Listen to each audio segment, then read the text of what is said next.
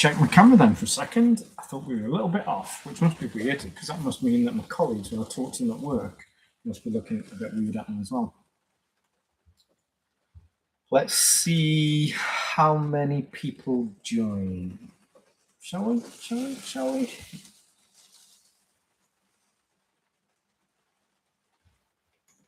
tell you what, let's crack open the bottle.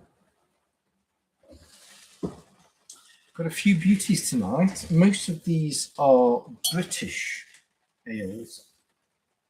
Pretty sure the British ales.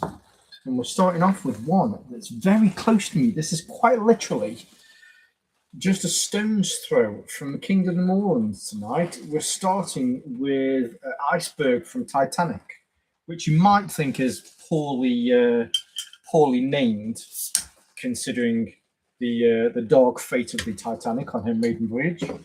But I do know the people of Stoke-on-Trent appreciate a little irony. So yeah, the Titanic. Yeah.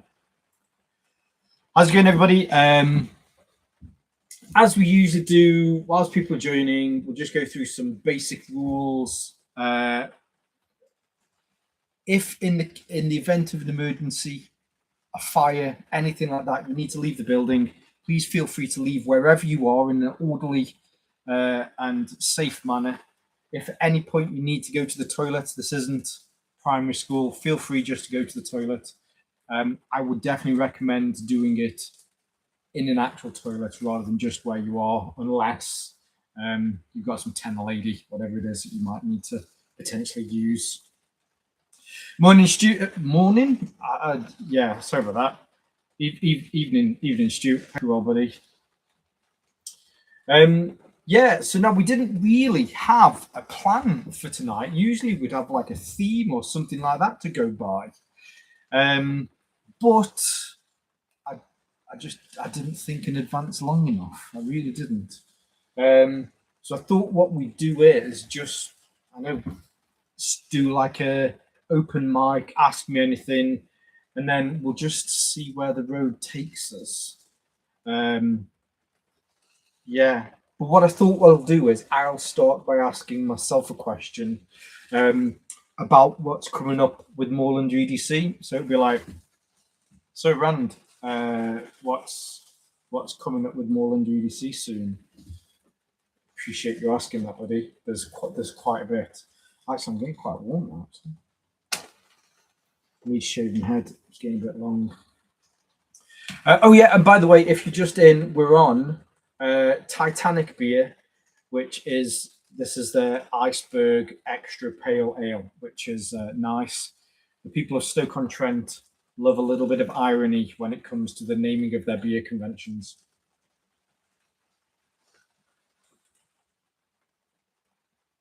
And it's actually really good. Titanic, the brewery company, quite literally a stone's throw from here. Yeah. So coming up, we've got quite a bit this year, especially for the start of the year. Usually around about this time, I'd be looking at IWA because IWA starts at the end of February. But last year, whilst at IWA, I met up with the guys from the EPIG group. I hope you say it's EPIG or EPIG, however you say it.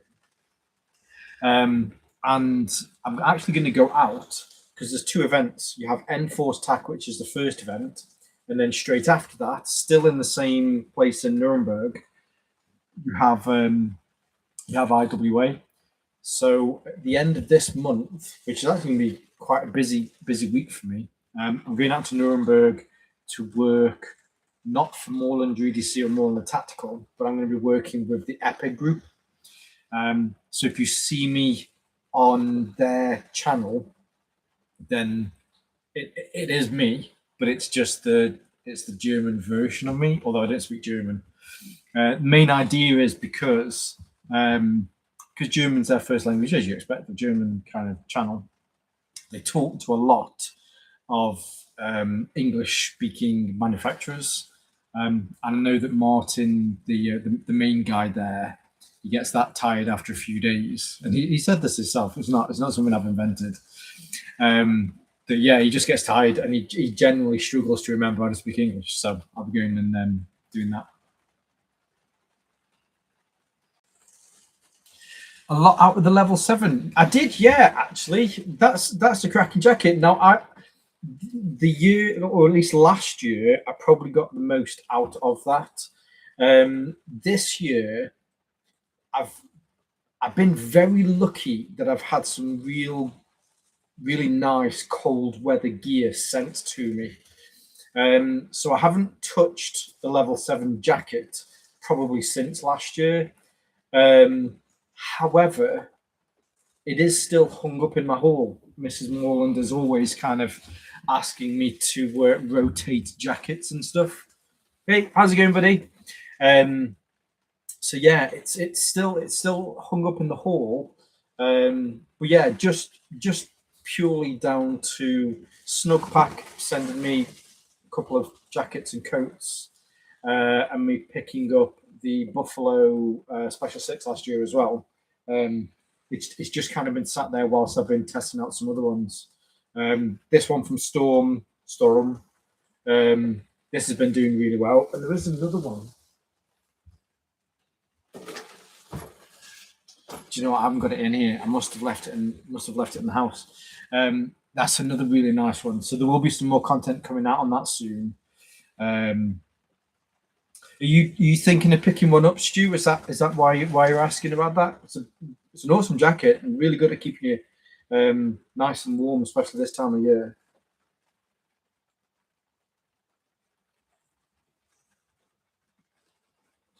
Oh.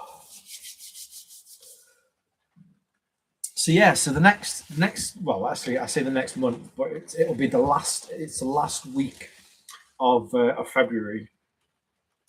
It's going to be hopefully be quite interesting, and I think it'll help as well, especially for the channel. IWA is a little bit more consumer focused. It really is. You get a lot of airsoft stuff there. You get a lot of hunting stuff. There's really is a lot of hunting stuff there, and just kind of outdoor pursuit sort of stuff, and a lot of tactical kind of gear. Whereas Enforce Tac is it's a lot more kind of military. It's a lot more tactical. But I'm hoping, and I know talking to Martin, I'm certainly going to be. Whilst I'll talk to some people that I might not have met through Moreland EDC at IWA, it will mean that it might open a few more doors as far as some of the other kind of large tactical brands as well, which I think will help both Moreland EDC, but probably might help Moreland the tactical a little bit more as well.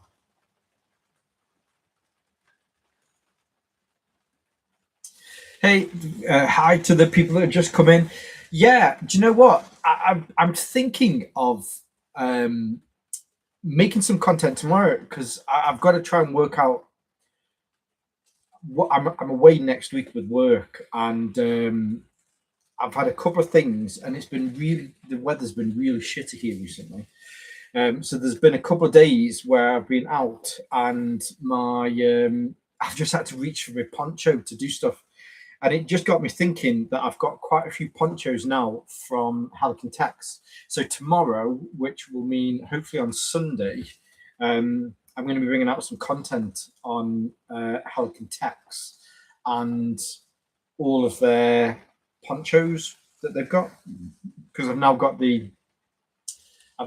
they've just released a new one, haven't they? Is it called the light? I forget it's called. I think it's called the lightweight poncho. I've got the USGI poncho. I've also got the Swagman liner, the premium Swagman liner. I've got the scarf thing, which I know they called it a scarf. It just doesn't feel right calling it a scarf. It's still a poncho. So I've got that, and I was also messing around because I was trying to find my stuff as well. I've got this one, which isn't really. I mean, it is, but it isn't. This one is what's this called? The Leaf Gilly Poncho, which I think this is going to be like a sneak preview of content I'll make tomorrow. But this one's got the leaf gilly in it as well. It's not waterproof. Um, but yeah, it'll be a bit of a laugh when I'm going through the different kind of combinations with ponchos. But I do quite like. I generally do quite like it. I have been wearing it a bit. Weirdly, there's been a few items that it doesn't fit underneath, and that's not because it doesn't actually fit. It's still just that bit that I mentioned in the video about the zip, because the zip wants to kind of sit up on it. If you just wear like a shemagh or something, they fit. They sit a little bit kind of flatter underneath. But yeah, other than that, I suppose that was quite a long answer to that. But yeah, I am doing really well with that. So hopefully on Sunday you'll see the bits that I've been that bit and some other stuff as well.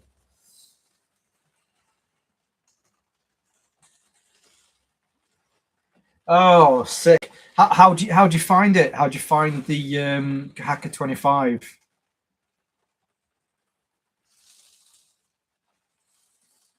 They are really nice. I do like those. I found with those, I got both of them. I forget what's the smaller one. It's a smaller one, the 15.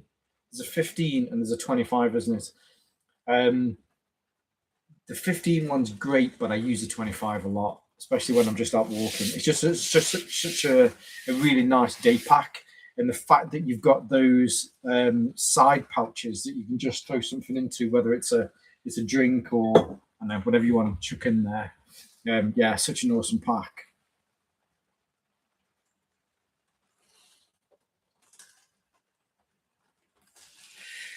Yeah, I see what you mean, Stu, about some of the prices with Helican. I don't know. I don't have like a full on relationship with them like I do with like Military First, and I talk to them about little bits.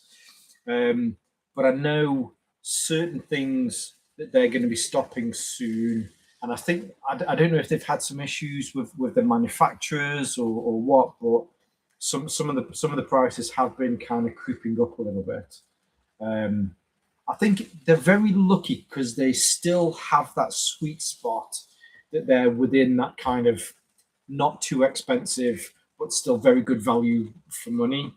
They probably could have added those prices before and still got away with it. But I think if it creeps up a little bit too much more, then a lot of people will be like, "Oh, I like the fact that I could come to you and it was a little bit cheaper." But hopefully they'll get a hold of that soon. Yeah, definitely. Don't forget to hit that like button. That's what I like to hear.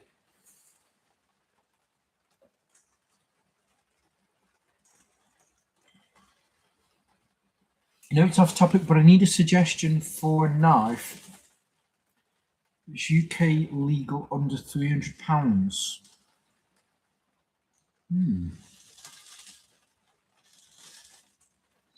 I can definitely recommend. Do you know what? I need to open my YouTube. Let's open my YouTube and look at knives. What's the name of the British brand?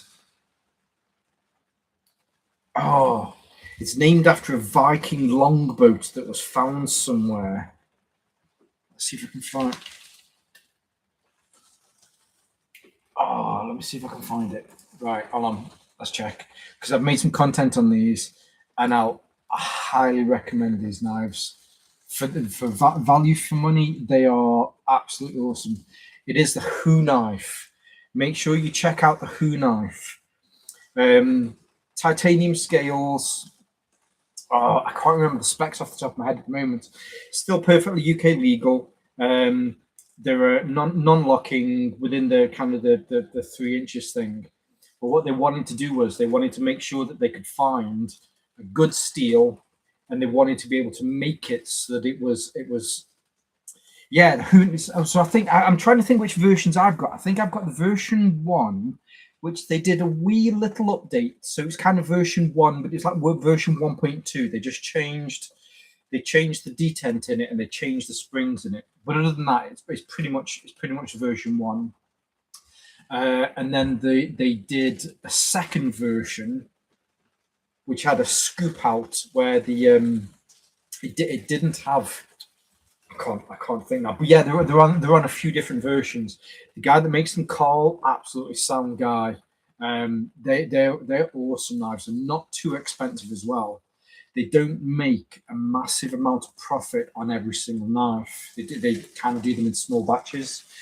And what he's trying to do is he's trying to kind of build this knife industry, but definitely check out those. And I'll also say, where is it? Someone who mentioned the Terminus. Terminus is also an excellent knife. There's two versions of that. The first version, I think they've done two versions of the slip joint. The first version actually had the stronger detent. The second one still has a really good detent on it, but I think SOG recently got bought out. I can't remember who they got bought out by, but yeah, they're also great knives. And I've made some content on both of those. Yes, so I've done the Terminus slip joint, and I've also done the original Terminus as well. I'm just trying to think of other knives. You can't go wrong with the Elementum slip joint.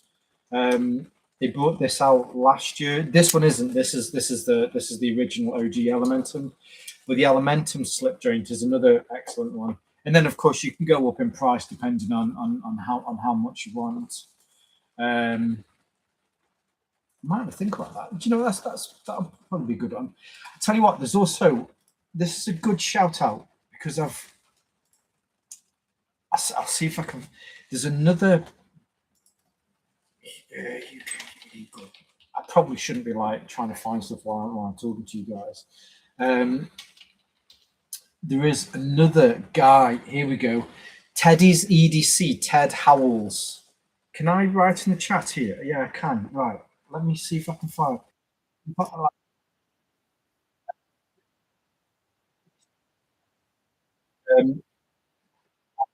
The chance to like chat with him and just kind of like chew the fat kind of thing. It makes some really nice content, and he does a lot about UK legal knives, probably a little bit more than I do. Definitely check him out because he does. He'll do like UK legal under 200 or UK legal under 500. He does quite a bit with Henny Haynes as well. They send him quite a few different knives, so it just means that it's easy to be able to find some of the stuff that he does. But yeah, hopefully that should help. There's definitely some good options there.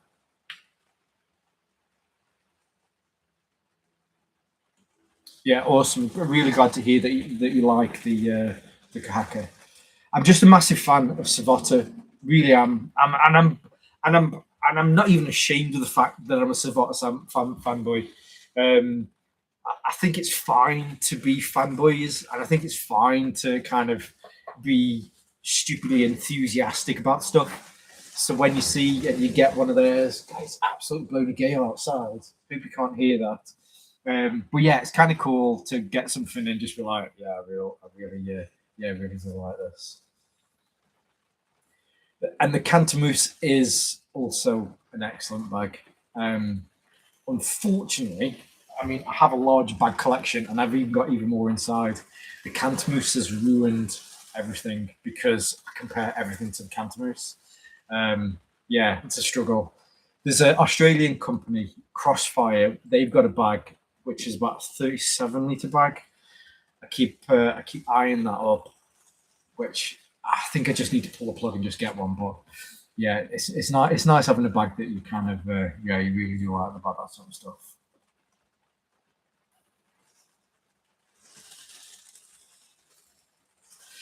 Yeah, Spyderco is another good option. The UK PK is one of the most popular knives here in the UK.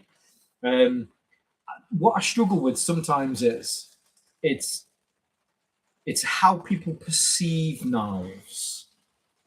There's no difference. Let's say if this was the slip joint version, where's my? It's how people perceive them, isn't it? One is perfectly legal and is a Victorinox knife. The other one, I mean, we're pretending for now that this is legal because it's actually the line lock. It's still perfectly legal, but if you to pull out the Victorinox, people just like, oh, it's just a Stanley knife. It's just a Swiss Army knife. But then when you pull out a different knife, even though it's exactly the same, it's under 3 inches, it's non-locking. People look at you like you're the next person to run across London Bridge, trying to hack people up. When, for all intents and purposes, they're exactly the same thing. And I worry sometimes about Spyderco knives because they look like that knife rather than the other one, which is a state of affairs I guess we're in this country at the moment because the media drums up this panic about knives. But that's a conversation for another day and a few more beers. I think probably not within a circle where anybody at one day can sit and rewatch this and get offended or something, but maybe in a pub.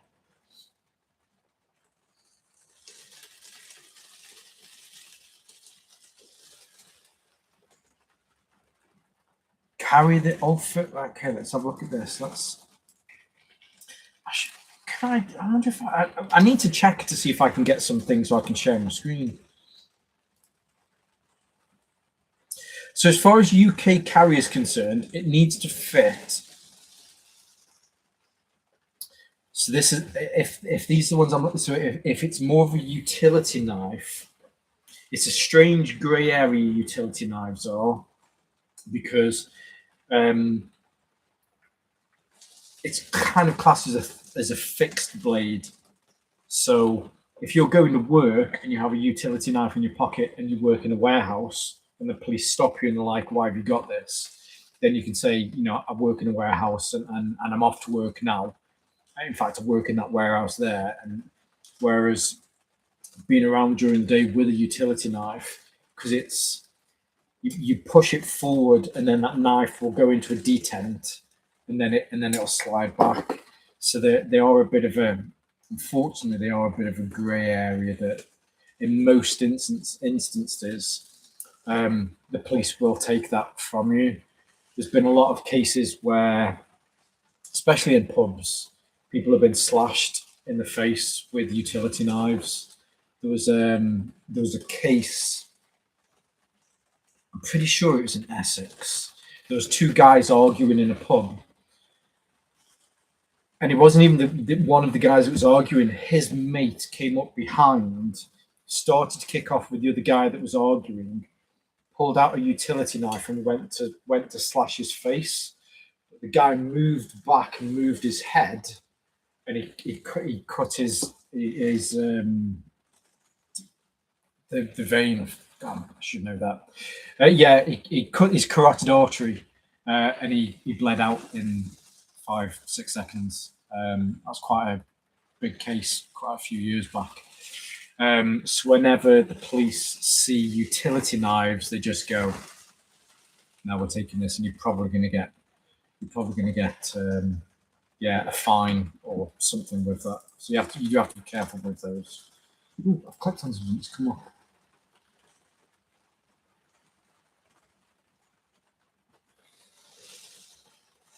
Definitely check out Ted. Absolutely sound guy. I think he works in like audio visual as well. Because when you see, I mean, it's nerdy to say this, but when you see his lighting and when you see kind of where he is and where he films, it kind of screams high end. You know, like almost like best damn EDC, how he's got. I mean, I'd like to think I've got like this beautiful backdrop, which just I'm in my shed, but kind of best damn EDC kind of lighting. But just like I say, generally just really sound guy. Oh yeah, don't forget, Twisted Assisted, awesome UK guys. I think they're veterans as well, so it's good to be able to support. Good to be able to support a veteran-owned company as well.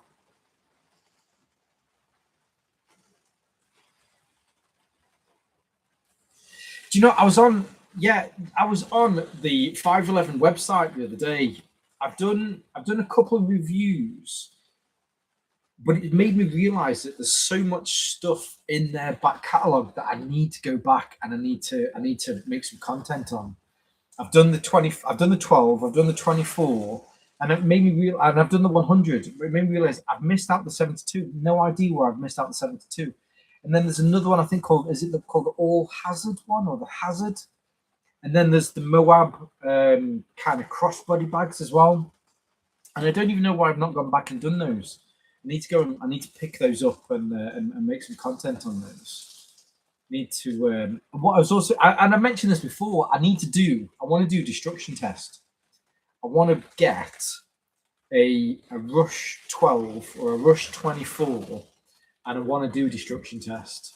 Try and think of what I can kind of put it through, other than like setting it on fire, which I know will just absolutely destroy it. And I want to see if I can break it, or what I can put it through until it breaks. And what I really want to do, Eddie Hall, the world's strongest man, lives just down the road from me, kind of round the corner. I don't want to go and knock on his door, but I'd love to see if I could get him to kind of come and do something.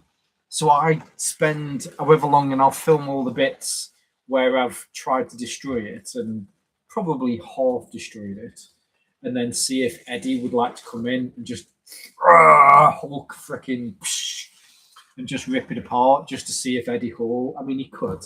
He's freaking Eddie Hall. But yeah, he lives again just kind of down the corner and around the road a bit from me.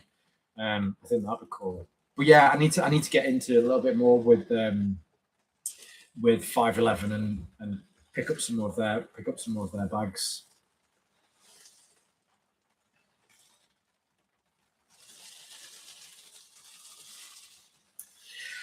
I think most of Europe and potentially the rest of the world with Germany, it's heading in that direction.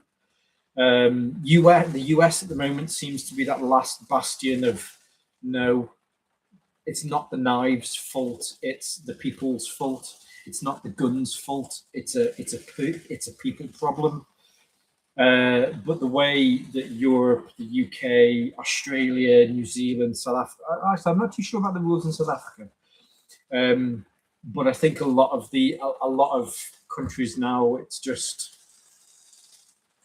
it's heading in that direction, which really is a struggle, because at the end of the day, it is just a tool. I open boxes with it. Remember, you've all seen that meme. What my wife thinks I do with my knife, what my employer thinks I do, what my friends think I do with my knife, what I actually do with my knife. It's just a dude opening his Amazon boxes. But unfortunately, the media has created this mass kind of issue towards knives. But yeah, I don't think it's ever going to get better, unfortunately.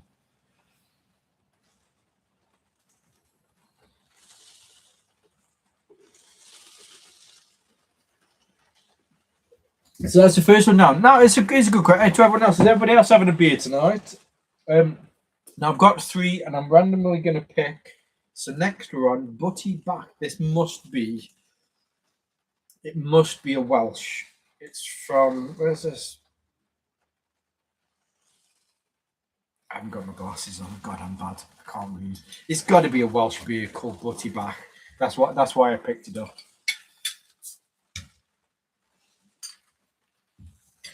Is Back Welsh for baby? I'm trying to think. Is Back Welsh for baby? I'm pretty sure Back is Welsh for a baby. I got Kutch stuck in my head then for a second, which is hug, isn't it? But this is from the Wye. Well, it's from the Wye Valley, which is, where's that? Is that Hereford? Oh, I'm bad.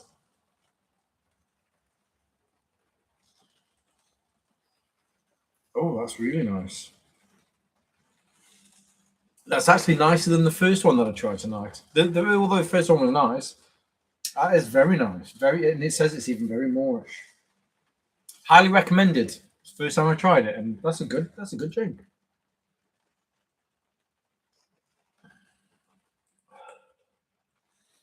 So yeah, I really want to see. I mean, like I say, I don't want to go and knock on his front door, because I respect that it's his house. It's just, yeah, it's just weird to go knocking on front doors and be all kind of, "Hi, I'm Randy. Would you like to make a video with me?" kind of thing. But I'm just trying to work out how's the best way to kind of reach out to him. I see him around town every now and again, and I know a couple of guys that do make content with him. So do I reach out to them and then try and see if I can get an in? Which seems even a little bit more kind of needy. And at the end of the day, having Eddie Hall on one of my thumbnails with me, it'll bring people to the channel because it's Eddie.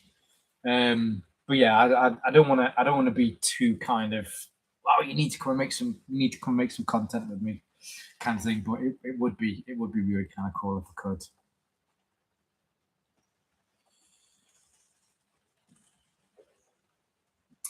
Yeah, I'm pretty sure they're vets. What are we twisted? I hope I'm not wrong on that. I hope I'm not wrong.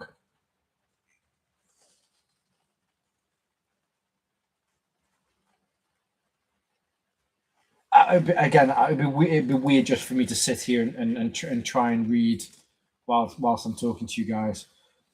Either way, if they're not, they are really nice guys. The other one is there's another one. Leading edge. Leading edge. Yes, Leading Edge Knife Works.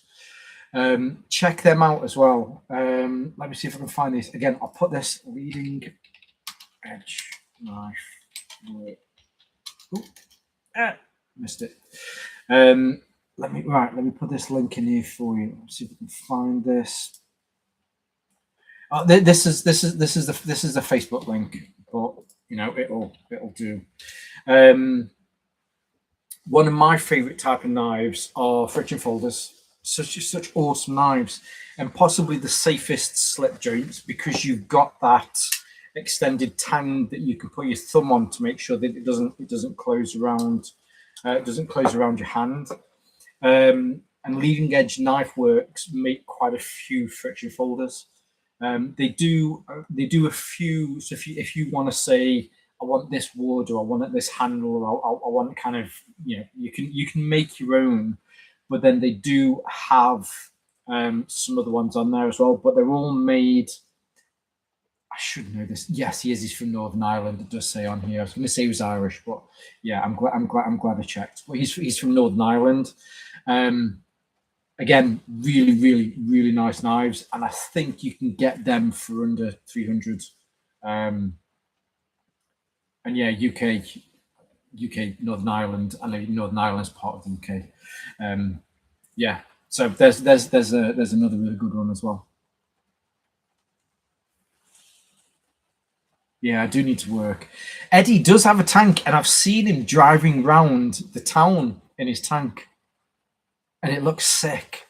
There's nothing more bizarre than driving round. For the folks here in England, you know what it's like on a little A road. Like when I'll go and do some filming in the woods, and then I'll drive back, and Eddie's going in the opposite direction, and you can see his head popping out the top of his tank.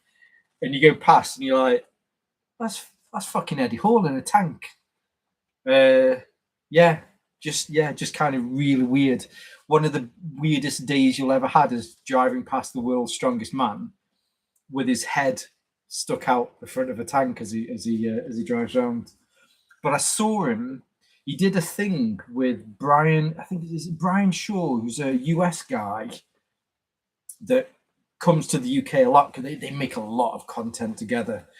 And Eddie took him to this little village shop, which was just a co-op in a random village just outside of Newcastle, to get some gold top milk. And he was like, "This is the nicest milk that you can get in Britain." And it just kind of weird because they were stood outside. I think they had a curly whirly. There was a couple of like quintessentially British Cadbury's chocolate bars that they had. They had this gold top milk, which I think was from Jersey, outside a co-op um, in this little old mining village just outside a castle. Stood next to a tank. Um, yeah, it's certainly a strange thing to drive past.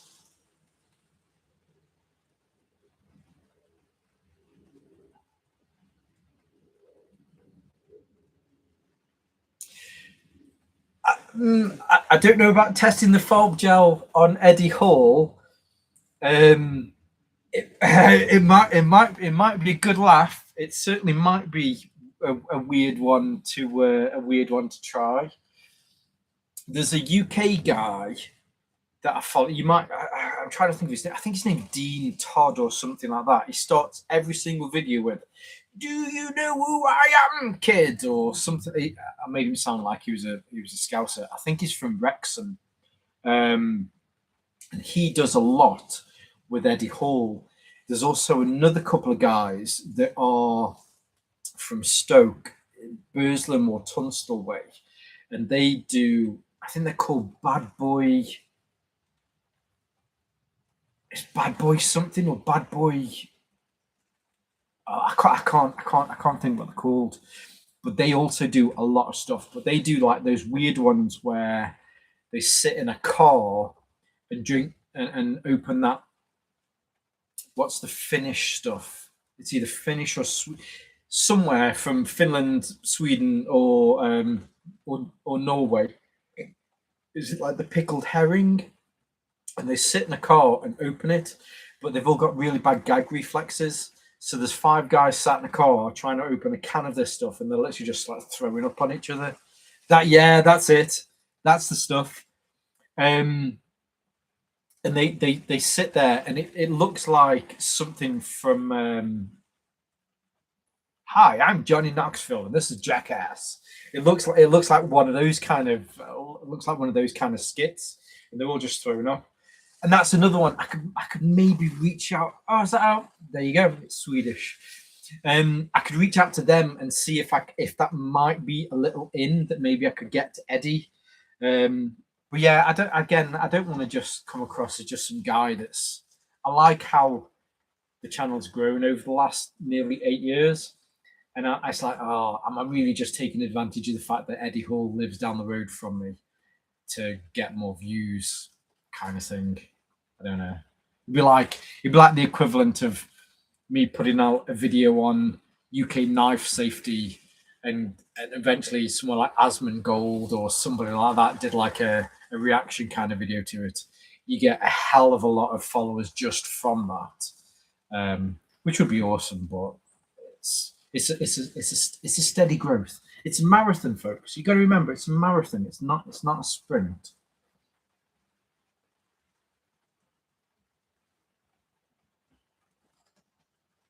Oh, hi to the new guys that have just kind of come in. Dr. Dennis, hey, how's it going? Do you know what? This is generally really nice. This goes down very well.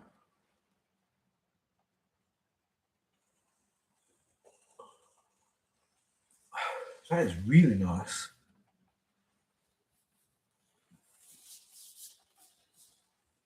Maybe that's what I should do. I should get the EPIG guys to come over to the UK, and then we'll try and see if we could do like a 4-way mashup of Tank, World's Strongest Man, the Germans invading, and the Moorlands, the people of the Moorlands defending, or make a good laugh out of it.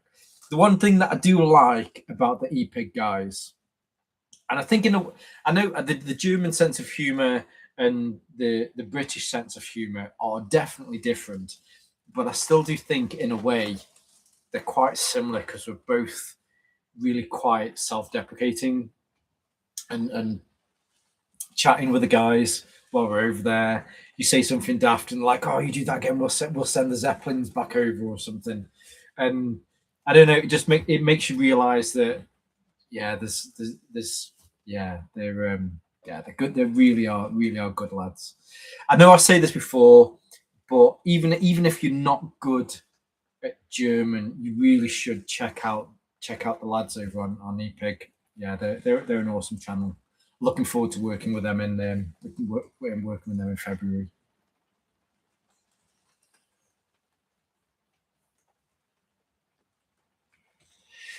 Yeah, do you know what, you're right. I think when I first got into making YouTube, I'd got this idea that you because there are if you're very lucky, you can put out that one piece of content, and it might be your first piece of content, and it just goes massive, and overnight you get hundreds of thousands of views, and you get hundreds of thousands of people kind of following you. Um, and I was a little naive, thinking, oh, I could just make this and we'll do that. And then when I've got loads of money, well, we need to change the damp proof coursing, and we need to pay for a new roof, and we need this doing, and we need that doing. And luckily now, 8 years down the line, Moorland EDC and Moorland Tactical, they pay for themselves. I don't really talk about this a lot, but as far as the finances on Moorland EDC, and this is purely just through ads. It pays for itself. So on a good month, I can make about £500, and on an okay month, I make about £250, which means that I've got quite a lot of suppliers that do send me stuff, which I'm eternally grateful for. But they're big people that have marketing budgets, so that they can kind of they can class it as shrinkage. It's just part of their marketing budget that they send out, that sort of stuff. But then behind the scenes, if there's a bag from Crossfire, and I know that it's going to be a £250 bag, and then when it gets to the UK, I'm then going to have to pay customs, and I'm going to have to pay all that kind of extra stuff. It means that I can kind of make all of these other little bits kind of around some of the other stuff that I do from people that I do from people sending me stuff. So I mean, it'd be awesome if I'd got 1 million subscribers and every single piece of content went out and I'd got 1 million views on it. But it really is a long plan, rather than selling your soul and just kind of going out getting that one piece of content that just makes you kind of uber famous. But I think in a way, I think I prefer it to be like the way that I've done it anyway, because I end up with guys like you guys, which you support me with this sort of stuff, and we get to talk and have a pint. Which, by the way, this is really good stuff.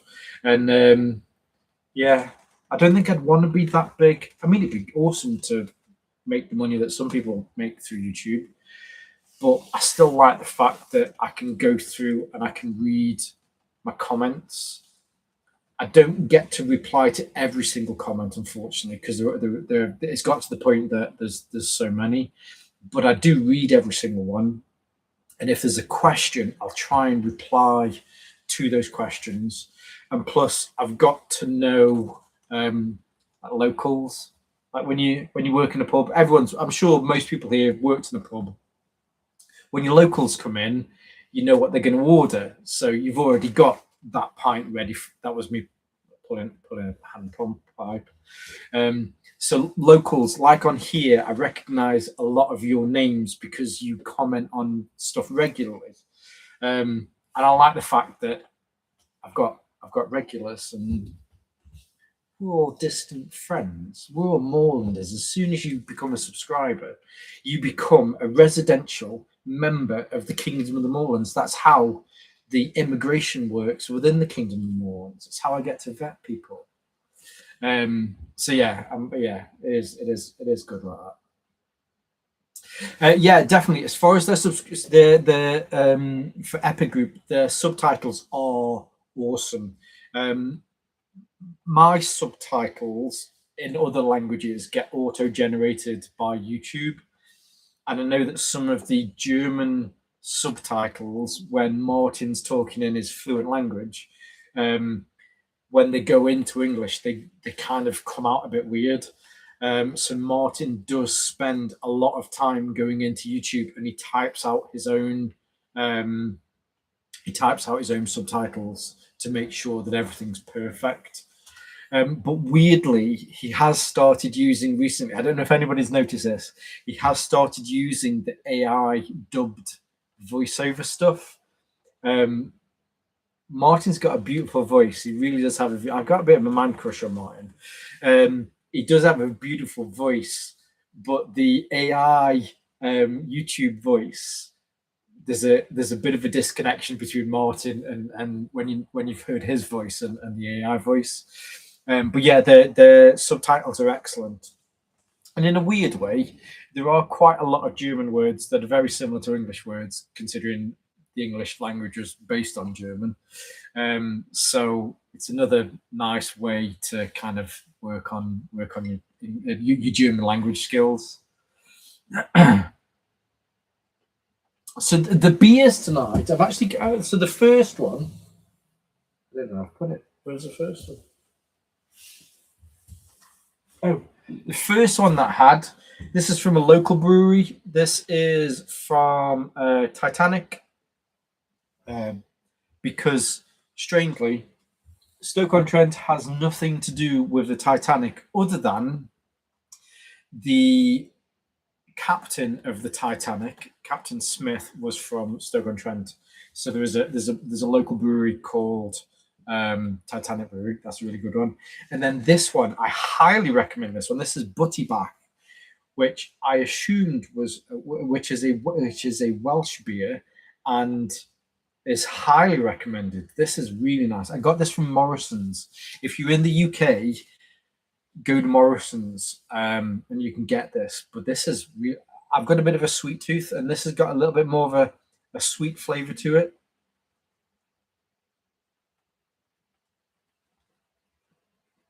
But that is really, really nice. It's not really a session ale. It's 4.5. But yeah, anyway. Yeah, excellent subtitles.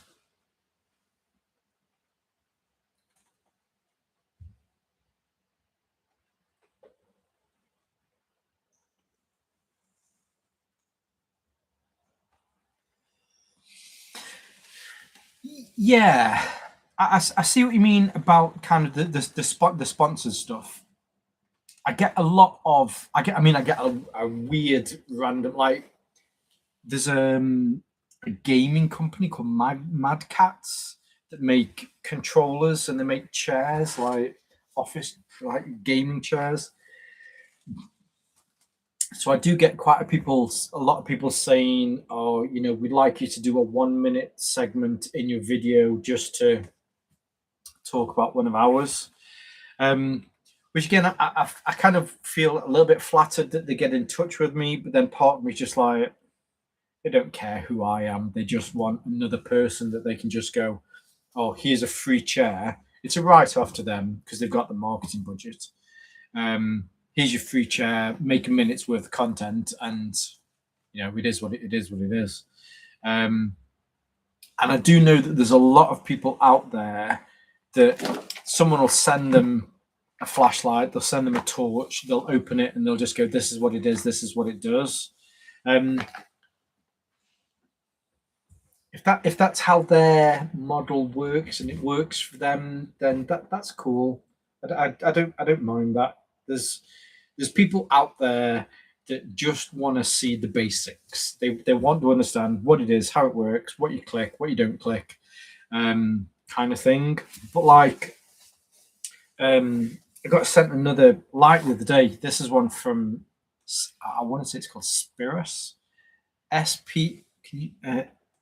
Speras. A couple of people had made some comments on this, and they were just asking about it. So I got in touch with Flashlight Go, and I was like, "Oh, are you okay to send me one of these?" And I will.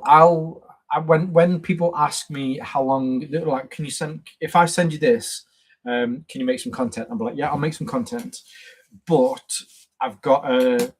You have to email. Just so you're aware, I've got a 6 to 8 week kind of turnaround.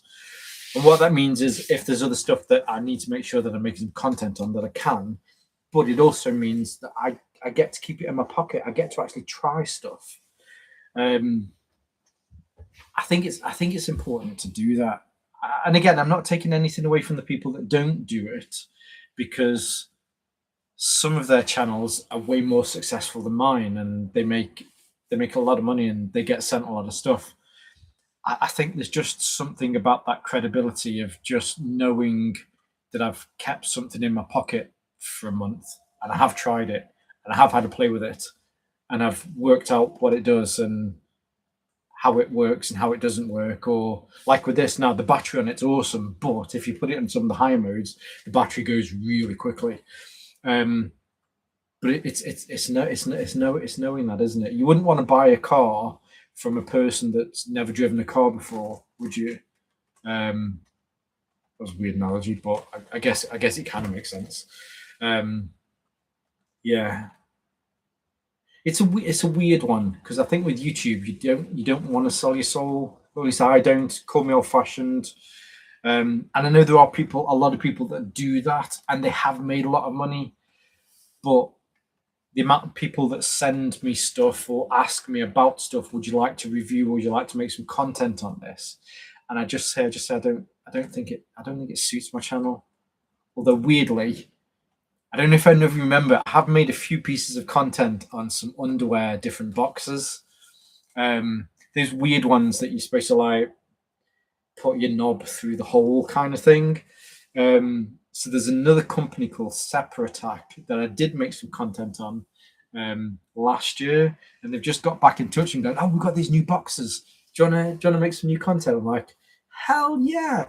Is it a shameless plug because I just want some new underwear because Mrs. Morland is like, this underwear's got holes in it? Yeah, but who's you can't fault me for that, really, can you?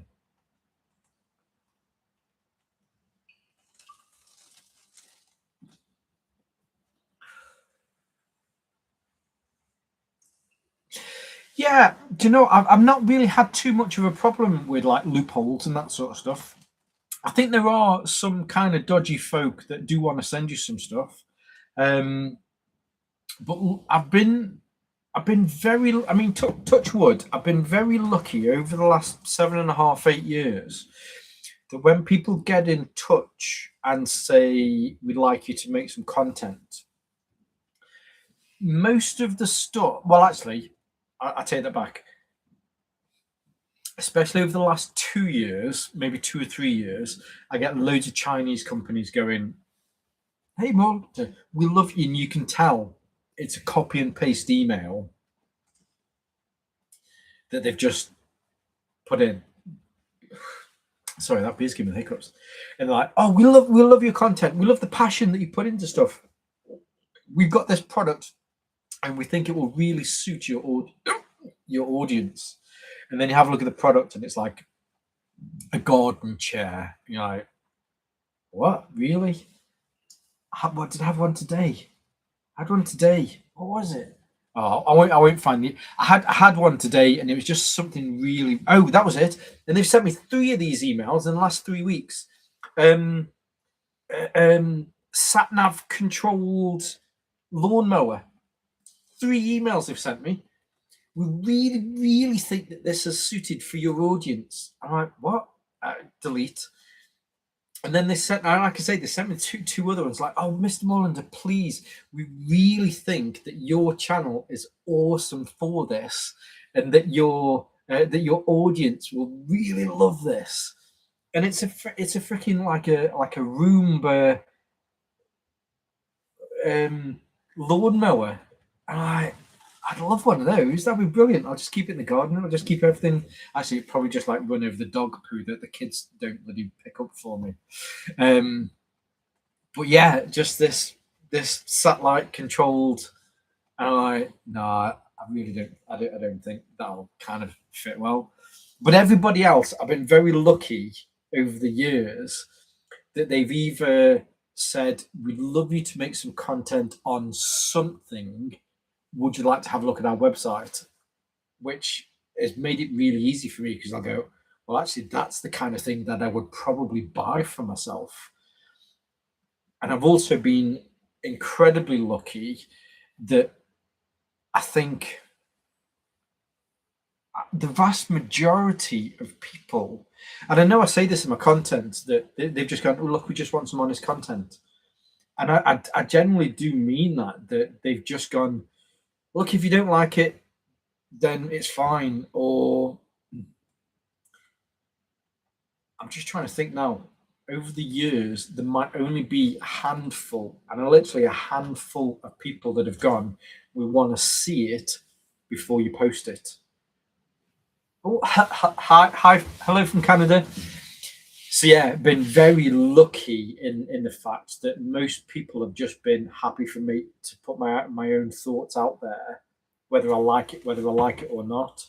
But luckily, because I get a choice in the things that I want to do, that they just go, "Yeah, okay, make the content that you want." There's never been anybody that's made, actually. I say again, take that back. There might be, say, a handful, and I mean maybe 4 or 5 companies over the years that have just gone, um, "Just don't mention this and this." But I've been very lucky in the fact that if there was something that they thought that there was an issue with, I actually didn't think there was an issue with that. I actually thought that that was a nice feature that was on there. But I'm guessing they probably had that from other content creators that have kind of like poo-pooed something. I try to change my philosophy on on um, on gear because I don't see things as a positive or negative. I've mentioned this in content in the past, but if this light doesn't do something that I don't like, that might be a negative for me, but for somebody else, that might actually be a positive. So I just see it, and you probably see me do this, but instead of saying rather than something being a negative, it's something that I would change because the next person might just go, "Well, actually, well, I've just hit something there." I have. It might be something that I would change, but for the next person, "Oh, actually, I'm okay with that. I don't mind that." So I probably wouldn't change that. And I think if people have watched my content and they've seen that I have that idea about things, then hopefully that helps them to decide whether they're gonna get in contact with me.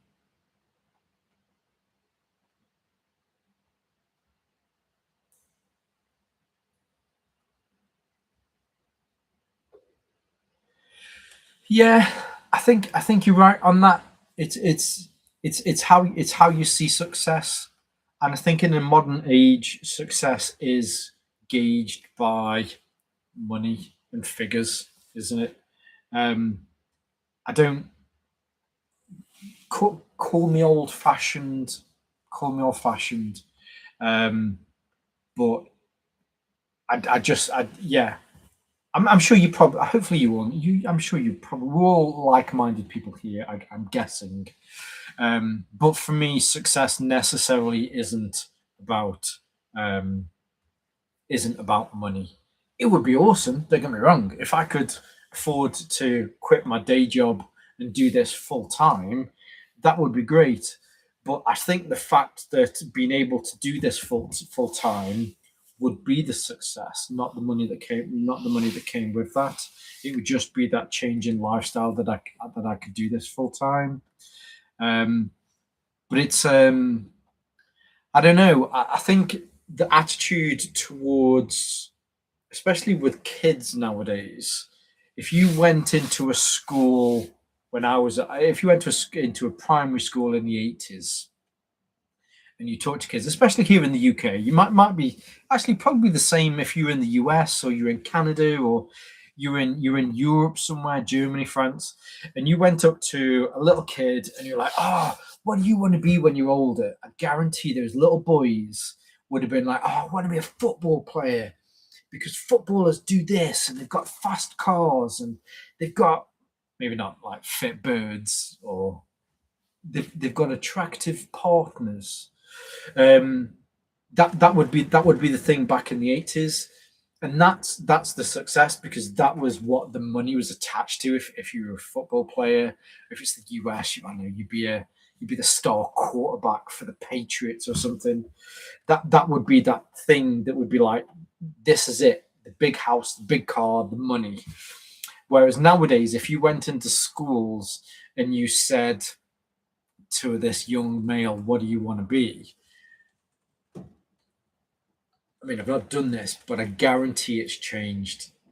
There'll still be a percentage of those kids that'll be like, I want to be a footballer, but I guarantee 80% of kids in the 80s would have gone footballer.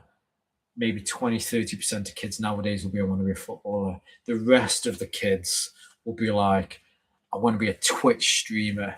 I want to be a YouTuber. I want to be a this, that, or the other that's online, because they see it as easy money. They get to play games all day and they get to play Call of Duty, whatever it is, and they see these other streamers that are making a fuck ton of money. But it's a cutthroat industry because you have to make content constantly. And two, there's just a lot of people out there trying to do the same thing, which is always going to be hard.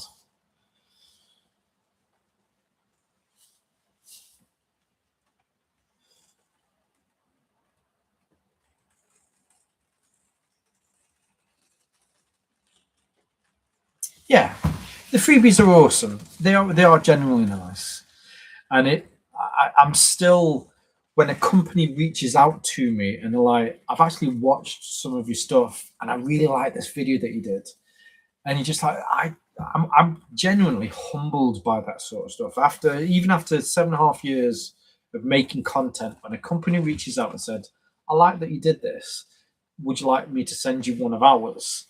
I'm still humbled by that. And I even put in my videos, I just say thank you for reaching out, and I'm genuinely humbled that you've wanted me to make some content. Of course, I'd like to. And that's part, because then you get the, well, have you got like a tariff kind of thing? What do you usually charge for a piece of content? Again, over the last 7.5 years, I've never charged a company for a piece of content. There's been people who've offered to pay me to make it, which I still feel weird taking money from companies.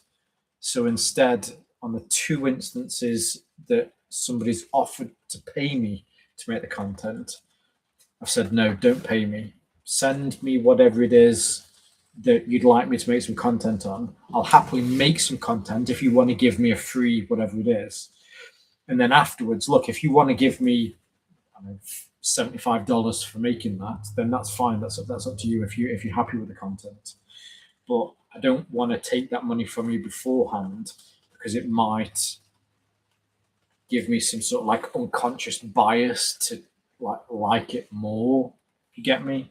Because you don't want to bite the hand that feeds you. That would be, as far as business is concerned, that's not good practice, is it, really, at the end of the day?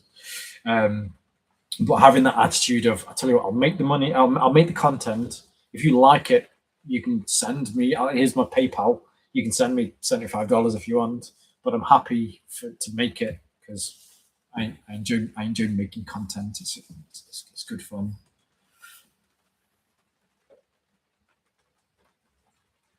Being old fashioned is 1000% not a bad thing. Wholeheartedly agree. I've said this many a time, and I will always say this. If I have 3 wishes, I don't care about the second 2, because the first wish is the most important. And that is, and you may have a similar wish dependent on what your age is. My first wish, without fail, is we turn the clocks back to 1980, because I would love my daughters to appreciate the simple life from the 1980s. I know it wasn't an easy time here in the UK, There was a lot of unemployment. There was a quite a big recession, but kids were out playing in trees, climbing trees, playing in fields, doing all that sort of stuff. It would end my YouTube career because we wouldn't have the YouTube. We wouldn't have YouTube. But to go back and for my daughters to appreciate what it was like in the 1980s and then grow up with that, because the attitude towards so many different things has changed over the last 40 years. Um, yeah, it's fine being old fashioned. There's nothing wrong with that. And I think I'm not going to go too deep into this tonight because I know, especially the last 10 years, a lot of attitudes have changed towards certain things, which is a touchy subject, maybe one that I'm not going to get into tonight. When we do have a proper live event where we all meet up in a pub or something like that, maybe that's when we'll touch on certain things after a few pints. Um, wholeheartedly agree. Nothing wrong with a bit of old school. You're right. They do all want to be your kind of Logan and Jake Pauls. But I think with those guys, they're almost like when you talk about rich people, you've got new money and you've got old money. I see Logan and Jake Paul, they're old money, aren't they? Because they started and they've built their empire up over the last, I don't know, 20 years, or however long they've been doing it. Even like on your tech side, there's a guy, is it MLKB? I forget his name. I think it's MLKB HD or something like that. He does a lot of tech stuff, or even like unboxing therapy, the kind of content they make, but they've been in it long term. They were there making the videos when YouTube was just getting popular. But everybody now wants to jump into it and just go, oh, brilliant, I'll make this content and I'll be rich overnight. And then realize that it's, like I say, it's a marathon. It's not a sprint. But then weirdly, if a million people joined YouTube today, randomly one of those people will just go big. But that's your 1 in a million chance, isn't it? But I guess the more shit you throw at a wall, the more sticks, kind of thing. I guess I don't know where that analogy came from, but it kind of works.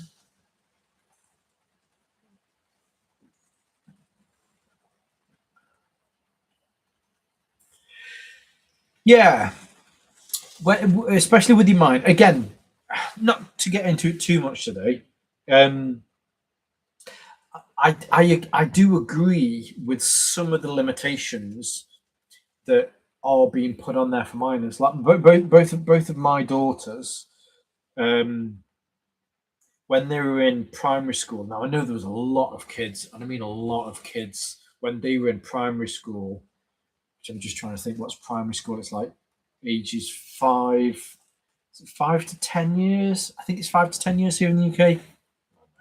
Um, they run Facebook. They got their own Facebook pages, and my daughters were talking about whoever and whoever that was making videos the weekend, making TikToks and stuff. It's like these are 5, 10-year-olds putting TikToks out and getting views and stuff from people that they just don't know.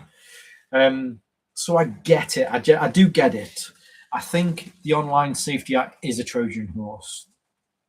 Um, it's less about protecting the kids. It's on. This is maybe getting a bit too much into this. Um, the UK government have brought this in, and it is a Trojan horse in the fact that, oh, we're protecting the kids, but actually we're stopping dissent from government. We're stopping freedom of speech. I won't get too much into that, but I do agree to some level that I think keeping kids away from social media at a younger age, I think is a good thing. I'd happily put it to 18. I think at the moment, I think it's 16. You have to be 16 to be able to, or at least with the Online Safety Act, I think you have to be 16 now for Facebook and all of the other stuff. But then it's tough because I know how much my daughters have learned from YouTube because they've gone on and they've researched something and they've gone onto YouTube and they've found what they needed to do because YouTube's great as a kind of an encyclopedia to be able to find stuff because there's a lot of really interesting history stuff and a lot of interesting art stuff that both of my daughters have done. And even just one of my daughters is doing a graphic design qualification. So being able to go onto YouTube and just type in Premiere Pro, how do you do a mixed fade kind of thing?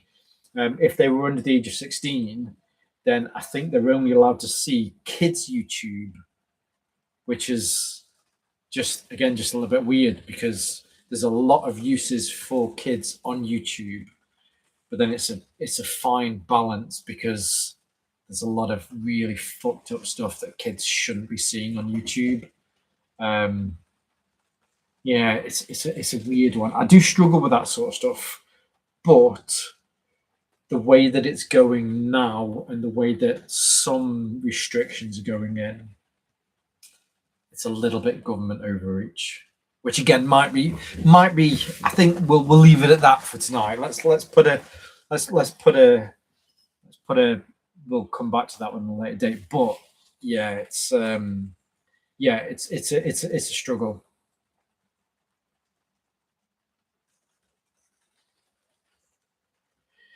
Should I did consider a gaming channel at one point, because I think the way that Moorland has grown, we've got Moorlander EDC, which probably should have been called Moorlander Outdoors. We've got Moorlander Tactical.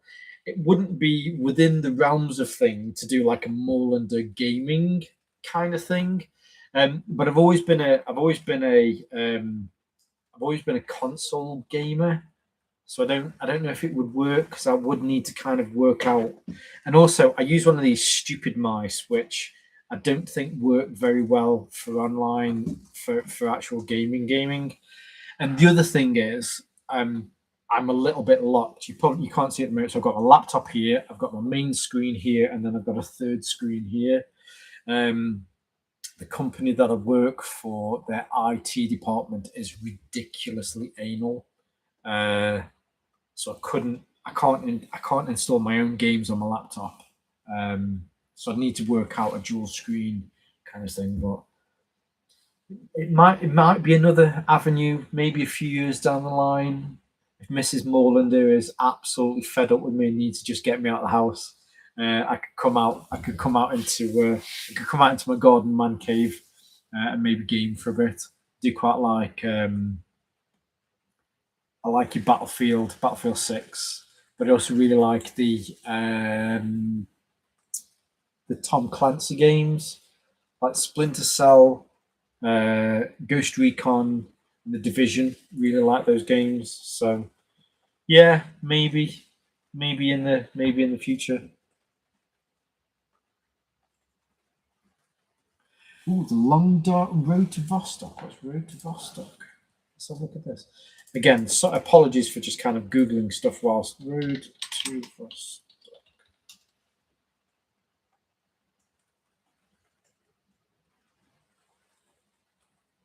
Oh, okay, that looks kind of cool. It's almost like what's the?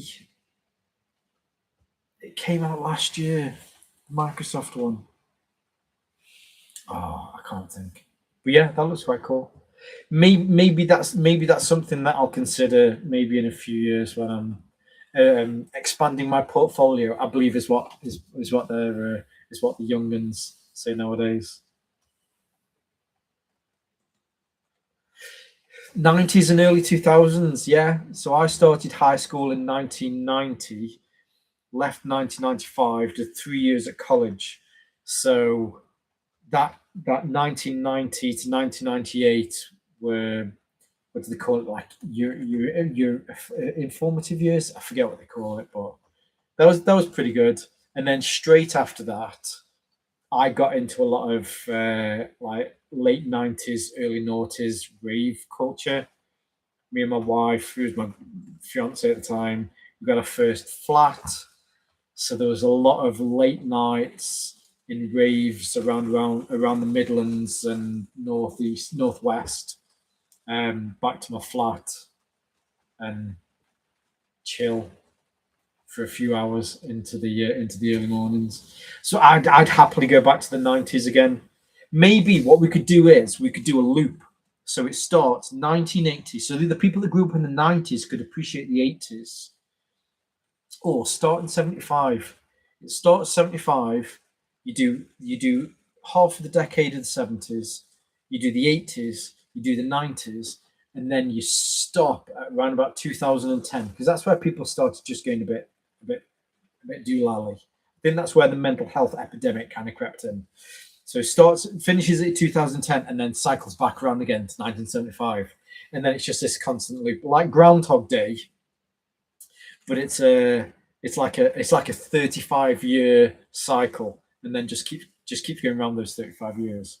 But when it resets, all of the technology resets again. So you learn about your first Nokia phones. You have to go through these again. You're like, oh, we've just been doing that. Oh, what's your phones? But now we're back on Snake. You're like, man, I love Snake. And yeah, just kind of do that. I think that'd be pretty cool.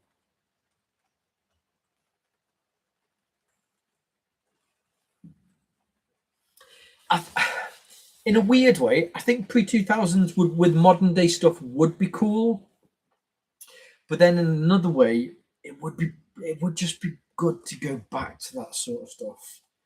Just getting up in the morning on a Saturday morning, and you got your skateboard. If I mean some of the kids that got a bit of money on the estate that I grew up on, I got like a BMX, or I think there was one called is it called a grifter, which was pretty much just a BMX, but it was just like a really heavy BMX. Just that sort of stuff. Just going back to that, and I think again, it's just got the kind of life was simple, wasn't it? There was weird stuff going on all around the world, but there was no social media, so you didn't care. You were just you and your mates, and life was simple. Yeah, but that would be kind of cool.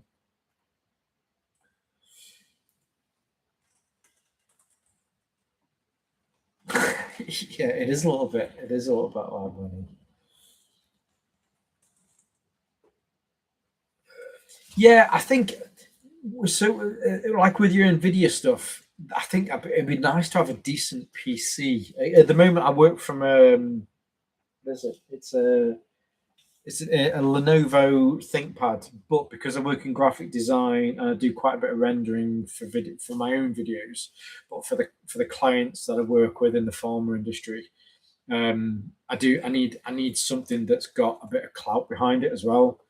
Um, so the PC, so sorry, the laptop that I'm on is a reasonably high spec as far as like your gaming PCs are concerned. Um, it's probably mid-tier gaming PC, so I'll be able to get some good performance from this just because of the extra RAM and all of the other stuff that's in it. I'm pretending like I know what I'm on about, but yeah, they do give us high-end stuff, which is a pain because like when I go and see clients, I have to take this large laptop with me. But we've got what's the name of the company? Oh, I'm struggling with names today. Really, I'm struggling. They're a UK company that do all of the big machines. Oh, I have to Google this as well. But where I am, their warehouse is just across the A500 from me. Oh, UK PC.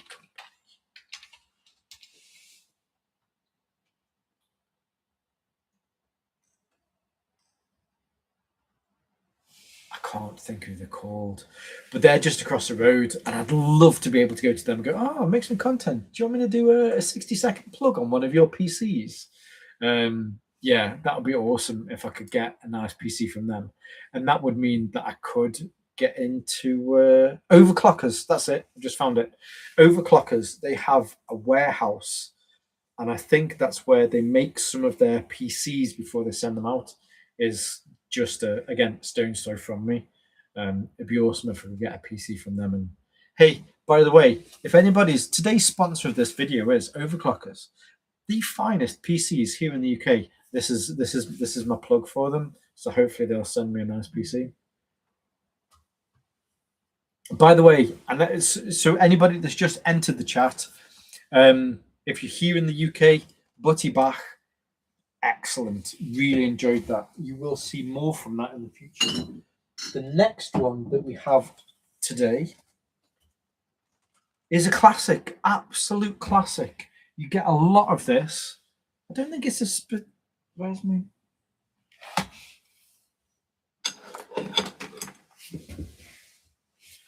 Where's my bottle opener gone?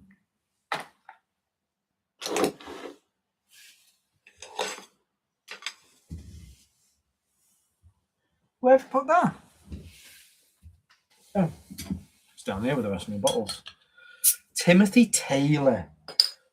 I drink with a couple of guys, and they always take the mick out of me because they like these fancy IPAs. It's like, oh, here's a new IPA. It's made with juniper berries and candy floss blossom. And I'm like, okay. But I like old-fashioned ales like Bass.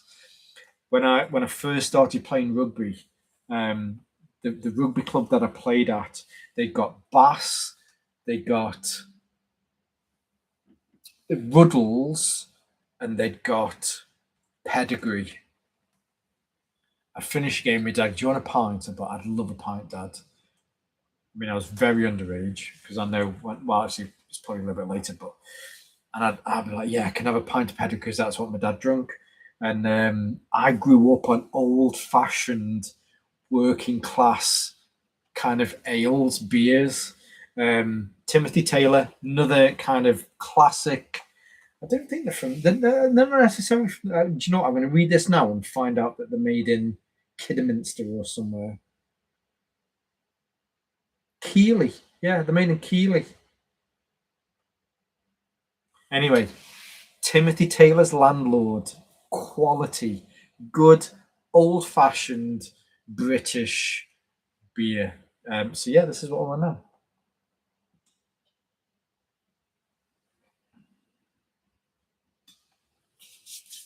Tell them you'll do a PC review. My PC review will be like shiny. I'll need to get. I'm skipping stuff now, but you generally can't beat it. You can't beat a Nuki Brown Ale. You can't beat a Nuki Brown Ale. I'm going off piece now because I know I've got a couple of other comments that I need to get back to. But with my work, I've never been. So here in the UK, I visited Scotland many times as I have relatives up there. I have visited Wales, even more than Scotland. Wales for me is my second home. North Wales, my nan, the farm, caravan. I've spent more time in Northern Wales than I've spent in any other country. Absolutely love the place.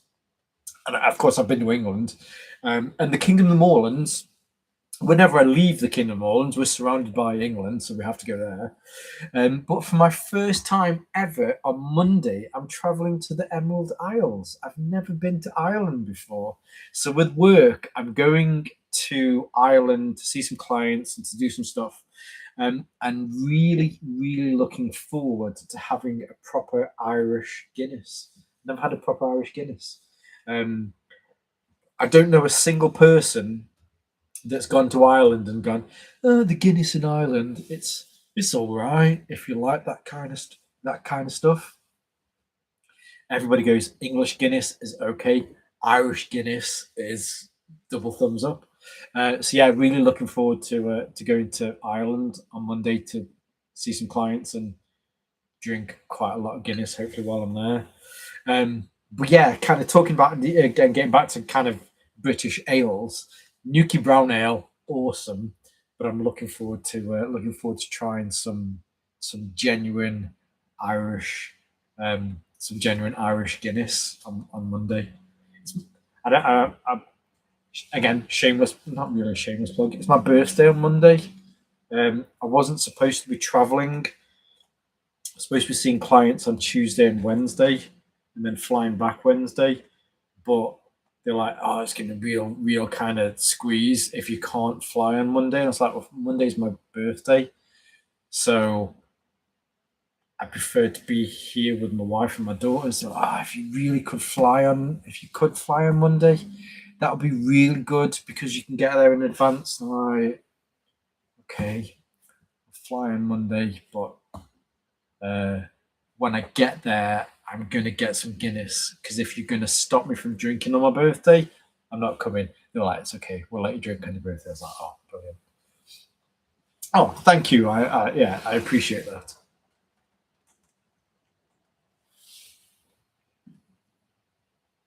I'll definitely check out Road to Vostok. That does kind of sound kind of cool. I do like the idea of Tarkov. I know we're not kind of talking EDC stuff. I like the idea of Tarkov, but I'm not very good at the extraction shooter kind of stuff. Um, I've started playing recently Ark Raiders, which again I like it, but it's the PvP stuff that I'm not very good at, whereas the PvE stuff I am good at. So if it's kind of a single player version of Tarkov, that is the kind of thing that I'm into. So yeah, I'll definitely check that out once this is finished because Mrs. Morlander will have gone to bed, so I've got the TV and YouTube all to myself. So yeah, I'll definitely check that out.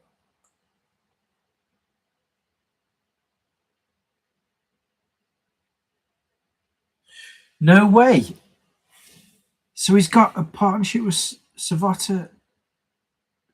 Right. Okay, that's epic. So I will 100% check that out. Hey Frank, you're a bit early, buddy. So usually you turn up kind of when there's only 3 minutes left. We've got at least half an hour or so. You're definitely early, buddy. There, yeah.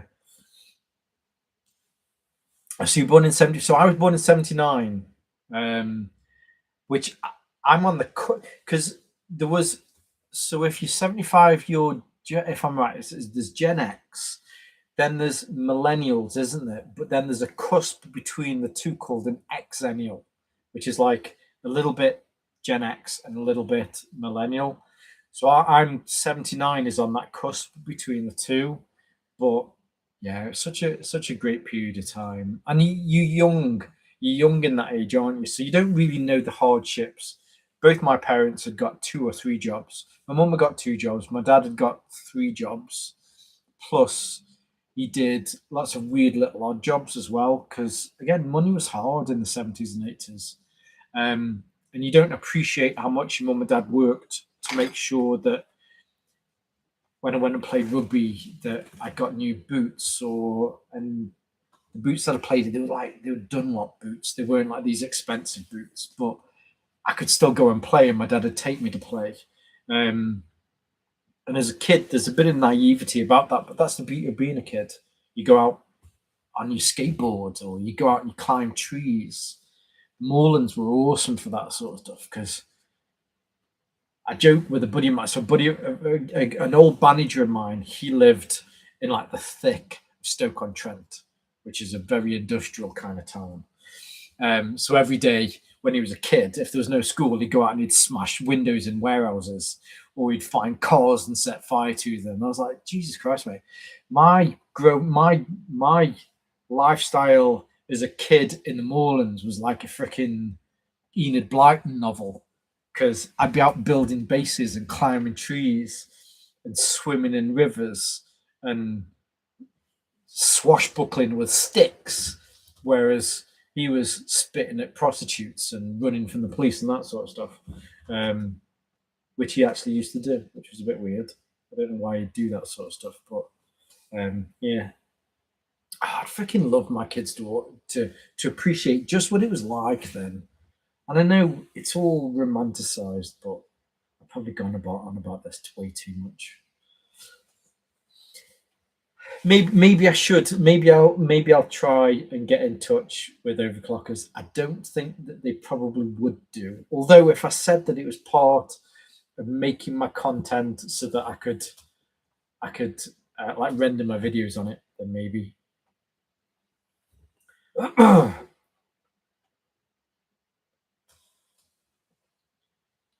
Hopefully, it will be a good birthday. It will. It will unfortunately be. It'll be a little bit of traveling, but luckily, it's not. It's not anywhere kind of. It's not anywhere kind of far off. I'm quite lucky this year. I've got my on-site and client trips already organised. Stockholm. There was going to be Copenhagen, but that's got cancelled. So there's Stockholm, Paris, Madrid, Glasgow. There was going to be another one, but that was on a time when I was away. So I'm reasonably lucky that I do get to travel a little bit with work, which sounds nice, but half the time because it's so busy while we're there, you might as well just be in a hotel in Stoke for all it is. A lot of places is literally just fly from Manchester to wherever, taxi ride from the airport to a hotel, 3 days in the hotel, back to the airport, and then back to the UK. The weirdest one, what was a weird one? Dusseldorf. I think it was Dusseldorf. I think we got someone from Germany. Dusseldorf has got a huge, I think it's Dusseldorf, a huge forest around it. So you fly in, beautiful forest. And it's like, oh, I'll get to see this forest. Flew into Dusseldorf Airport from Munich into Dusseldorf Airport. The hotel was in the complex for Dusseldorf Airport. I spent 3 days there, not seeing anything else because of this beautiful forest that was around. To then to take a 600-meter taxi ride from Dusseldorf Hotel to the airport, and then back to Munich, and then back to the UK. That was a weird thing seeing clients.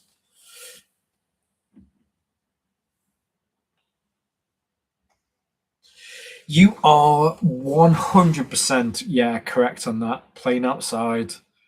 I wanted to get my kids to play outside so much. They just didn't want to.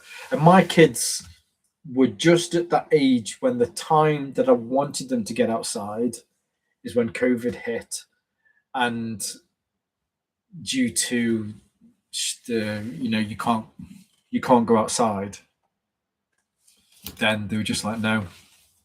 I think COVID ruined a lot of kids their opportunity to grow up, to experiment, to climb trees. The amount of trees that I fell out over the years, and I did make a few bones falling out of trees as well. But it took that away from kids, and it's a real shame that they didn't get to experience that, because I wanted my kids to be down the fields. I wanted my kids to be in the woods. I wanted my kids to be doing stupid stuff.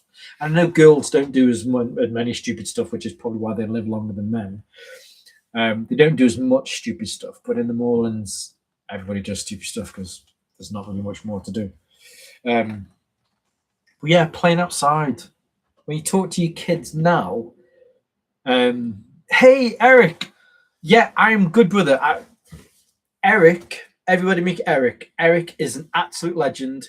When you finish this, you need to go and find Prepared Podcast. Such a sound bloke. And I'm genuinely honoured, because Eric was thinking of coming to the UK, and he was like, where are the places that I should visit in the UK? And I was like, well, I would definitely recommend coming to the Kingdom of the Moorlands. And I'm genuinely honoured that he is such a nice guy, lovely wife, lovely son, and they came to the UK, and they came to the Kingdom of the Moorlands, and I was able to show them around the Kingdom of the Moorlands. So this guy is an absolute legend. He's part of the Epic group. So you'll be able to see his very handsome German face if you check out those as well. Generally, really nice guy. Check out his channel. He speaks German, but don't worry about that. That's not his fault. But yeah, really nice guy. But as the bit there before, just going outside. Why don't kids do it nowadays? I know they don't do it because they'd rather be at home and play Fortnite or whatever it is that they play nowadays. But I think that harks back to the point from previously where kids before, they wanted to be footballers. So they were in the streets playing football. Me and my brother, we were throwing around a rugby ball, but they wanted to be footballers, and that's why they were outside. Whereas nowadays, they don't want to be footballers as much. They want to be streamers. They want to be Twitch players, or that sounded a bit weird. And they want to be Twitch streamers, and they want to do kind of stuff like that. So it's just changed the way that kids are. The idea, I mean, my kids were all right. I think because of the way that I brought them up. If I said you need to go down the road and you need to knock on number 16 and ask if Gerald's there so I can borrow a spanner, whatever, then they would do that. But the idea for some kids to go and knock on somebody else's door and go, "Hi, is Dave there? Does he?" I suppose he wouldn't be Dave nowadays. He'd be, "Hi, is Tarquin there? Can he come out and play or whatever?" Kids, yeah, they don't get that sort of stuff, and it's a shame that interaction's not there because I think that's why your Gen X and your millennials are a little bit outward going, and they're happy to knock on someone's door and don't have social anxiety and all of that sort of stuff. Yeah, again, maybe that's a conversation for another day when we have a true live event and we all meet up in a pub somewhere. I feel that there's probably a lot. I should have genuinely have picked an actual thing to talk about tonight. There's probably, if people go back and they watch this in the future, there's just a lot of me going, yeah, maybe we'll keep that one for another day. But yeah, it's just a different era.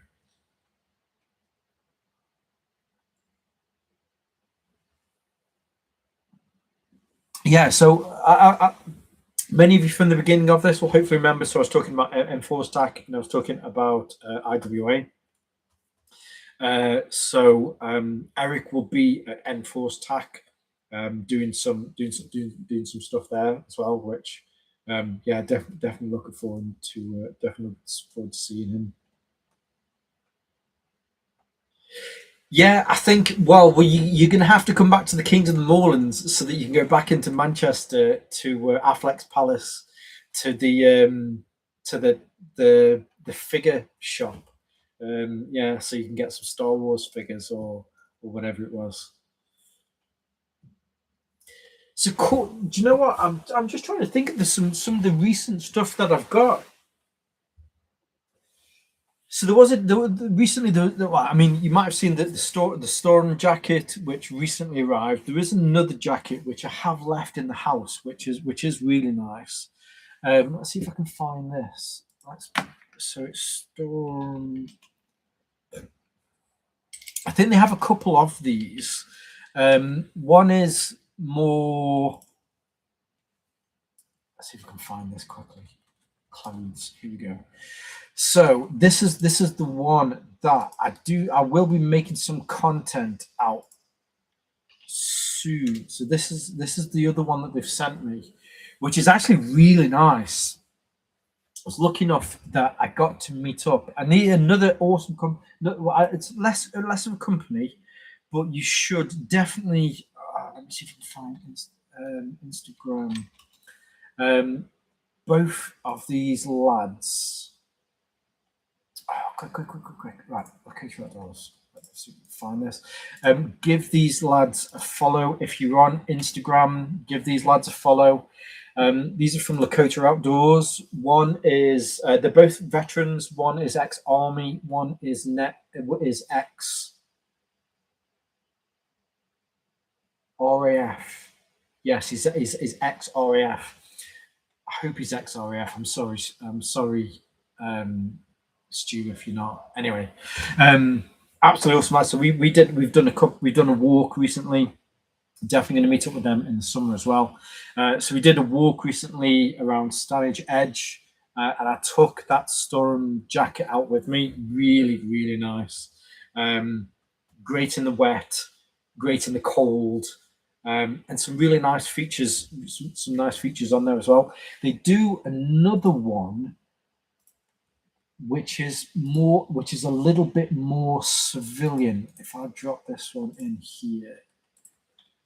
Oh, so that's the other version that they do.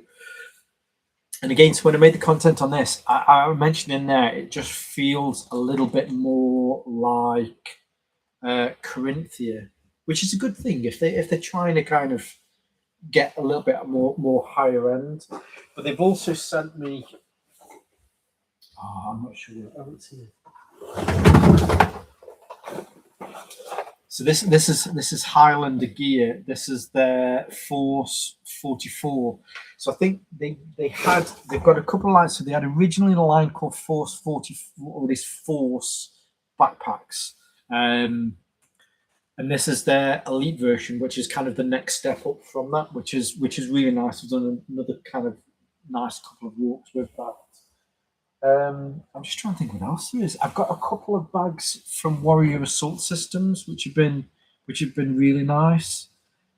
There must be more as well, because I do get sent a lot of stuff. So yeah, there's quite a lot of stuff coming up, which hopefully should be interesting to you all. Hopefully, with Enforced TAC and with IWA. It's always a good one, because I worry sometimes that when I go to them it's a nice jolly for me because I get to see some very cool stuff. But a lot of it is passing out. You get a lot of people going, "Oh yeah, no, brilliant! We'd love you to come and make some content on our stand." Oh yeah, I tell you what, drop us a line and we'll happily talk to you about this, that, and the other. And then you drop them a line and you kind of get ghosted because they just want you to make content whilst you're there. But hopefully, with a little bit of help from my amazing friends from the Epic group, having done Enforced TAC beforehand and then going over to IWA afterwards, it might help to reinforce. I remember this guy. He was the guy that was doing some stuff while we were talking with the Epic group. So yeah, that would be kind of cool. The Bergen monster never ends. Bergen, let me see if I can find the one. So this is one that I've been talking about all night. This is definitely going to be my next large perch Crossfire. This is definitely going to be my next large purchase, and it is. All right, that one. They're not cheap. This is from Crossfire, who are an Aussie company. They do a lot of belt kit. So on Moreland's attack, just knocked over the ball. On Moreland Tactical, I've got into belt kit. This was at least 2025 was the first year that I've got into belt kit, and being British, I'm kind of embarrassed that I hadn't got into belt kit beforehand. So on Moreland Tactical, we had a look at the Warrior Assault Systems belt kit. I love it, absolutely love it. I think it's really good stuff. But from what I understand, Crossfire's belt kit is called the DZ. Is it called the DZ rig? I'm trying to find that on the website. I'm sure the Crossfire. I just need to go back. Why am I being an idiot? Yeah, it's called the DZ rig. Crossfire's belt kit is just double chef's kiss. So I'm not sure. I probably will pick up the backpack that I've just put on there, which is what's it called, the CF2, which is 37-litre backpack. That's probably what I'm going to pick up next. It's a little bit more than I earn on just like a normal 1 month's version of my YouTube kind of money that I get from them. Plus, what are these? The 319 pounds. That is expensive. But if I get the Ranger, yeah, I'll have to get it in multicam, which is 319. Plus, then you've got however much postage is, and then the taxes to get it into the company, into the country. So that will be on Moorlander EDC, and after that, I think we're going to pick up the DZ rig, which I think will be great. I'm more on the tactical, but I need to get out and test that a little bit more. What's it called? Airsoft's good to test stuff. I know it's not actually testing it like real soldiers would do, but it's kind of the closest that I get to do that, and it's a good laugh. I get to go out with a buddy of mine, some other friends that I've made to it, shoot people in the knob just for a laugh. It's good fun.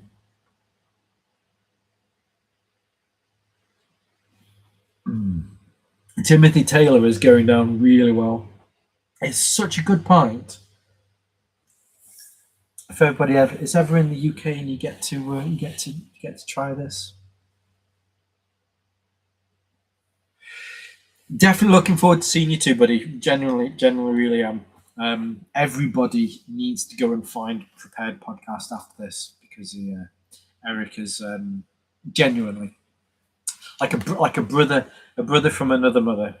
You ever get those guys that you've only kind of corresponded a few times on messages and that sort of stuff, but then you get to meet them, sit down, chat, realize that you're kind of very similar, like-minded people, and then it feels like you've met a dude that you've known your entire life, but you've only met for 5 minutes, and you just sat in chatting kind of stuff.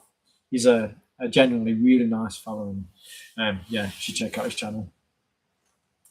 I think I've talked a lot about the Epic group tonight. All of the guys on that channel are really, really nice people. So they definitely all deserve a chance to get some more views.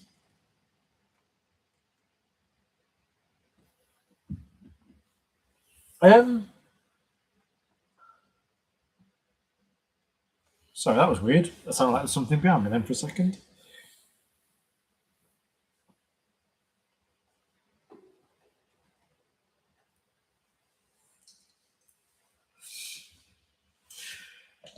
Right.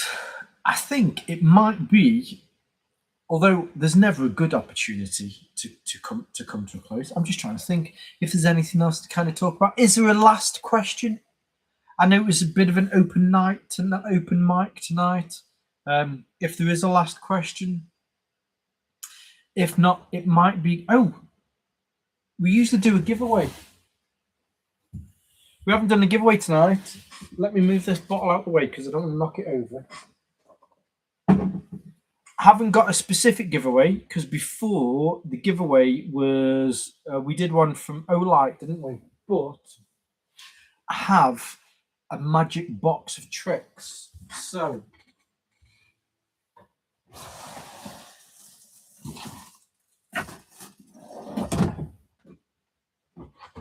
this box here is full of like sling bags. Now I need to take that one out, and I need to take this one out, mainly because I need to make some content on these. So the next one on the top happens to be this. So this is from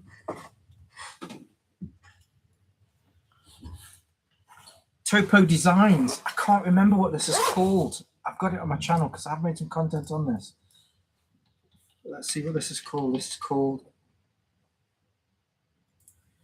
This is the Topo Designs Mountain Hydro Hip Pack. Really nice pack. So what we will do is we'll do a giveaway on this. Doesn't matter where you are in the world. This is open to anybody. All you have to do is first person in the comments now to say which country, not company, what why am I struggling? It's because I've had 3 bottles of beer. That's why I'm struggling. What country is Topo Designs from? First person to get the correct answer wins the Topo Designs Mountain Hydro Hip Pack. So in the comments, what country is Topo Designs from? No, unfortunately, they're not from Poland. It's a different continent. They are from the USA, yes. Richard Byrne, UK, right. Well done, Rich. I hope you don't mind me calling you Rich. If you go through to my YouTube channel, when you go into the YouTube channel, let's see if I can find it here. When you go on, I'll play my video now. Oh, right, let's go back. If you go into my YouTube channel, where you've got the bit about me, there's a bit, so you've got like videos, shorts, lives, playlists, and posts. There's a bit at the end where you can click on it, and then there's a little bit where it says, do you want to contact Moorland EDC? And you have to do like the, are you a real human kind of thing? And if you click on that bit, it will show you my email address. If you contact me through my email address, or if randomly you can't find that bit, go on to Instagram, contact me through Instagram or Facebook, and then I'll organise getting this out to you. So well done, Richard. You get to win a I forget what it's called in because I've just moved off it on my what's it page. Yeah, and I'll organise getting this out to you, buddy. I'm guessing with your name being Richard Byrne that you're UK, that you're somewhere here in the UK. So congratulations, Richard. I'll get this out to you. I'll put that here because I'll completely forget about this. But yeah, now I am away Monday to Wednesday. I'm in Ireland meeting clients. So if it is that there's a delay getting back to you, don't worry. If you make sure you just email me, then I will get back to you, and maybe I'll end up posting this, say like Thursday or Friday next week. But I will definitely get back to you, and we'll get this posted your way. By the way, as far as everybody else is concerned, this is I swear there's probably about 40 of them in here. So this is my box. I want to kind of share the wealth. I get sent a lot of kind of course. Oh, sweet! You just round the corner. So I work in Mac. You really are just kind of round the corner, Richard. So yeah, yeah. I want to share the wealth a little bit with these because I get sent so much stuff. So at the end of every live of one of these, unless because often people will send me stuff that I can give to you for these live events. If not, then we'll go to this, and yeah, I'll give these out. But I just want to say a massive congratulations to Richard. I want to say a huge thank you to everyone for the support from 2025 and the previous years. And yeah, he is kind of looking forward to 2026. The next one of these will be in February. It'll be the end of February, which probably will be February the 27th. That's my mum's birthday. That was crazy. It'll probably be Friday the 27th. We'll do another little giveaway at the end of this, and I'll try and think of a theme for that night. Unless you did enjoy tonight, because I know it was a bit random. We just ended up talking about kind of random things. But yeah, maybe I'll think of a theme for next one. The theme will just be Australia. I love that. Yeah, okay. Maybe I'll tell you what. If I remember that, because I tell remembering, the next one I'll put forward a few different themes, and one of those themes will just be Australia, and we'll just talk about Australia for just a laugh from my limited knowledge of Australia. But yeah, cool. I hope you're all good. Hope you all have an awesome weekend.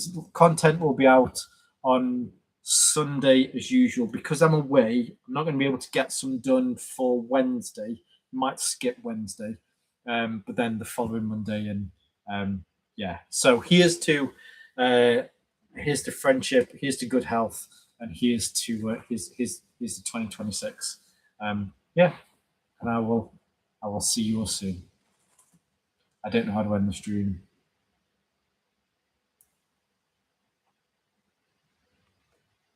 All reasons to never go.